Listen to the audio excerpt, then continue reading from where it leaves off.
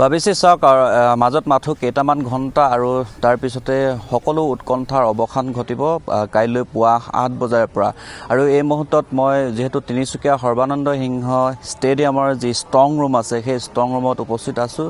যিহেতু ৰাজ্যত এতিয়া জনসাধাৰণৰ লগতে ৰাজনৈতিক দলসমূহৰ মাজত যথেষ্ট উৎকণ্ঠা বৃদ্ধি পাইছে।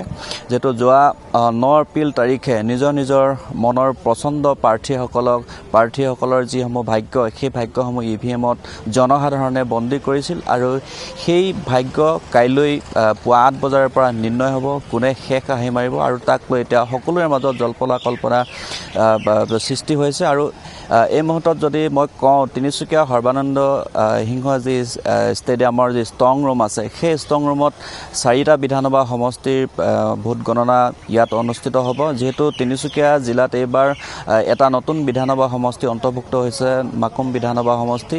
জিলাখনৰ সৰ্বমুঠ 6টা বিধানসভা সমষ্টিত কাইলৈ ভোট গণনা হ'ব।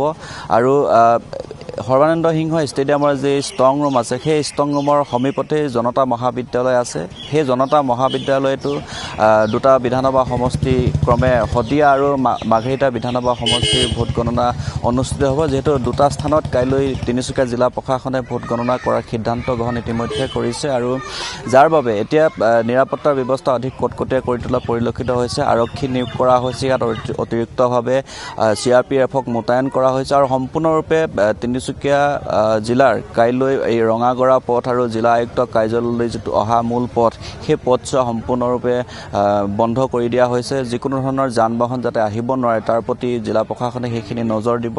আৰু মই যদি কওঁ সৰ্বানন্দ সিংহ যি ষ্টেডিয়াম আছে সেই ষ্টেডিয়ামত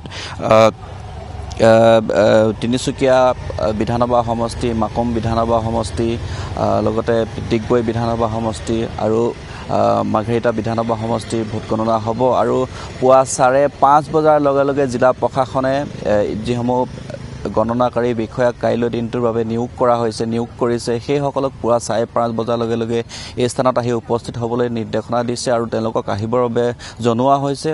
সমান্তৰালভাৱে 7:30 বজাৰ লগে লগে সকলো পুলিং প্ৰিজাইডিং বিষয়া যিসমূহ নিয়োগ কৰা হৈছে, যিসমূহ গণনাকাৰী বিষয়া নিয়োগ কৰা হৈছে তেওঁলোকক আহি পাবৰ কাৰণে ইতিমধ্যে কোৱা হৈছে। জিলা প্ৰশাসনে সেইখিনি কথা আমাক জনাইছে।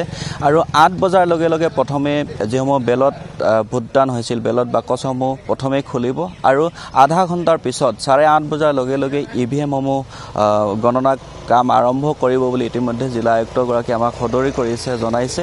আৰু এই ভোটদানক লৈ এই ভোট গণনাক লৈ যিখিনি নিৰ্বাচন আয়োগৰ নীতি নিৰ্দেশনা সেই নীতি নিৰ্দেশনা সকলো তিনিচুকীয়া জিলা প্ৰশাসনে ইয়াত পালন কৰি যিখিনি যাৱতীয় ব্যৱস্থা গ্ৰহণ কৰিব লাগে সেই ব্যৱস্থাখিনি ইতিমধ্যে গ্ৰহণ কৰিছে। আৰু জনতা মহাবিদ্যালয়ত শদিয়া সমষ্টিত সৰ্বমুঠ 14খনকৈ টেবুলত কাইলৈ ভোট গণনাৰ প্ৰক্ৰিয়া আৰম্ভ হ'ব বুলি এইখিনি মুহূৰ্তত জনাইছে। আৰু তাৰ সমান্তৰালভাৱে ডুমডুমা ডিগবৈ বিধানসভা সমষ্টিত 10খনকৈ টেবুল আৰু বাকী মাকুম বিধানসভা সমষ্টি, মাৰ্ঘেৰিটা বিধানসভা সমষ্টি, তিনিচুকীয়া বিধানসভা সমষ্টিত 11খনকৈ টেবুলত ভোট গণনা কাৰ্য কাইলৈ আৰম্ভ হ'ব। গতিকে সকলো ফালে প্ৰশাসনে সকলোখিনি যাৱতীয় ব্যৱস্থা সাজু কৰিছে কাইলৈ দিনটোৰ বাবে। আৰু এই স্থানত এই ষ্ট্ৰং ৰুমতে আজি পুৱা 9 বজাৰ লগে লগে জিলা আয়ুক্ত আৰু জ্যেষ্ঠ আৰক্ষী অধীক্ষকৰ উপস্থিতিত যিসকল বিষয়া কৰ্মচাৰী কাইলৈ গণনাৰ বাবে ইয়াত নিয়োগ কৰা হৈছে সেইসকলক উদ্দেশ্যি তেওঁলোকে এখন সভা কৰিব। তেওঁলোকক সকলোখিনি দিশ বুজাই দিয়া হ'ব যাতে কোনো ধৰণৰ বিসংগতি সৃষ্টি নহয় বা কোনো ঘাম খেয়ালি সৃষ্টি নহয় তাৰ প্ৰতি এতিয়া জিলা প্ৰশাসন সতৰ্ক হৈ আছে। আৰু জিলা প্ৰশাসনে সকলোখিনি ইয়াত নীতি নিৰ্দেশনা নিৰ্বাচন আয়োগৰ নীতি নিৰ্দেশনা পালন কৰি সেইখিনি কৰিবৰ কাৰণে তেওঁলোকে তৎপৰতা বৃদ্ধি কৰিছে। আৰু যাতে বিজয়ী হোৱাৰ পিছত ৰাজনৈতিক দলসমূহে বা প্ৰাৰ্থীসকলৰ সমৰ্থকসকলে কোনো ধৰণৰ ৰেলী বা আতচবাজি ফুটাব নোৱাৰে। 100 মিটাৰ ব্যাসাৰ্ধলৈকে এটা সীমা নিৰ্ধাৰণ কৰি দিছে। সেই স্থানলৈকে কোনো ৰাজনৈতিক দলৰ সমৰ্থক ওলাই আহিব নোৱাৰিব বা তেওঁলোকে সেই স্থানলৈ আহি আতচবাজি ফুটুৱাব নোৱাৰিব। এই কথাখিনি ইতিমধ্যে জিলা আয়ুক্তৰ তৰফৰ পৰা সমূহ ৰাজনৈতিক দলৰ প্ৰতিনিধিবৰ্গক সেই কথাখিনিত ইতিমধ্যে জনোৱা হৈছে আৰু নিৰ্বাচনৰ সময়ত যদি আমি চাওঁ যে শাসক বিৰোধী উভয় পক্ষৰে তিনিচুকীয়া জিলাৰ 6টা বিধানসভা সমষ্টি নিজ নিজ কৌশলেৰে দখল কৰিবৰ কাৰণে তেওঁলোকে যত্নৰাচি চেষ্টা অব্যাহত ৰাখিছিল যদিও বিশেষভাৱে শাসকীয় দলটোৰ যি আগ্ৰাসী প্ৰচাৰ আৰু শাসকীয় দলটোৰ যি আগ্ৰাসী মাৰাথান প্ৰচাৰ তাৰ বিপৰীতে কিন্তু বিৰোধী যিটো নিখটকটীয়া প্ৰচাৰ সেয়া আমি দেখিবলৈ পোৱা গৈছিল কিন্তু যদি চাওঁ যে তিনিচুকীয়া বিধানসভা সমষ্টিটোত এবাৰ এখন আকৰ্ষণীয় যুঁজ হোৱাৰ পূৰ্ণ সম্ভাৱনা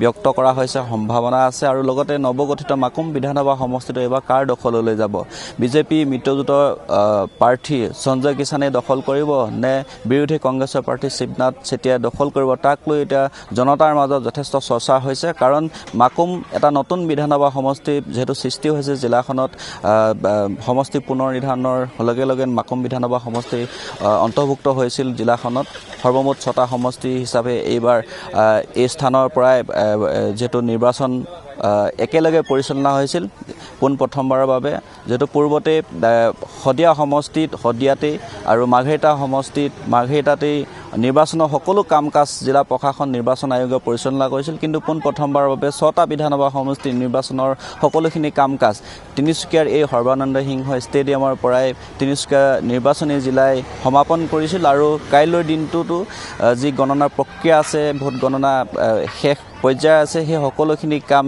এই স্থানত 4টা সমষ্টিত আৰু কাষতে থকা জনতা মহাবিদ্যালয়ত শদিয়া আৰু মাৰ্ঘেৰিটা সমষ্টিৰ ভোট গণনা সমাপন কৰিবলৈ এইখিনি মুহূৰ্তত জিলা প্ৰশাসনে সদৰি কৰিছে আৰু কাইলৈ 8 বজাৰ পিছতে যি গণনাৰ প্ৰক্ৰিয়া আৰম্ভ হ'ব সেই গণনাৰ যদি আমি চাওঁ 14খন টেবুল এটা সমষ্টিত আছে আৰু বাকী যিকেইটা সমষ্টি আছে সেই সমষ্টিকেইটাত কমে 10খন আৰু 11খন টেবুলত যেহেতু ক্ৰমান্বয়ে প্ৰশাসনে সেইদৰে নিৰ্ধাৰণ কৰিছে সেইদৰে কাইলৈ ভোট গণনাৰ প্ৰক্ৰিয়া আৰম্ভ হ'ব আৰু যদি ধাৰণা কৰোঁ যে 1 আৰু 2 বজাৰ ভিতৰত দিনৰ ভাগৰ সেই সময়ছোৱাতেই যাতে ভোট গণনাৰ প্ৰক্ৰিয়া শেষ কৰিব পাৰে প্ৰশাসনে সেই কথাখিনিৰ ওপৰতো দৃষ্টি আৰোপ কৰিছে সেই কথাখিনিও চোৱা চিতা কৰিছে যাতে খুব সোনকালে যাতে ভোট গণনাৰ প্ৰক্ৰিয়া সমাপ্ত কৰিব পাৰে এই কথাখিনিৰ ওপৰতো নজৰ ৰাখিছে প্ৰশাসনে আৰু কাইলৈ 8 বজাৰ পৰা এতিয়া প্ৰাৰ্থীসকলৰ ভাগ্য নিৰ্ণয় হ'ব যে জনতাই এইবাৰ কাক বিচাৰিব কাক পচন্দ কৰিব কাক বিজয়ী কৰাব এইখিনিক লৈ এতিয়া প্ৰাৰ্থীসকলৰ মাজতো যথেষ্ট উৎসুকতা বৃদ্ধি পাইছে বাৰু বেছি